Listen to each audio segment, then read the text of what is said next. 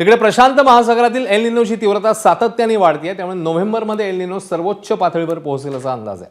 अमेरिकी हवामान शास्त्रज्ञ संस्था नोवाच्या क्लायमेट प्रेडिक्शन सेंटरने हा अंदाज वर्तवलाय.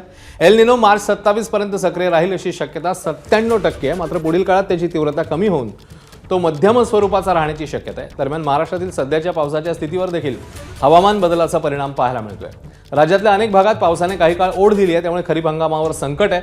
तर राज्यासाठी काहीसा दिलासा देणारा अंदाज आता हवामान खात्याकडून व्यक्त करण्यात आलाय. 20 जुलैनंतर महाराष्ट्रामध्ये पावसासाठी पुन्हा एकदा पोषक वातावरण निर्माण होण्याची शक्यता आहे. त्यानंतर अनेक भागांमध्ये पावसाचा जोर वाढेल असा अंदाज आहे.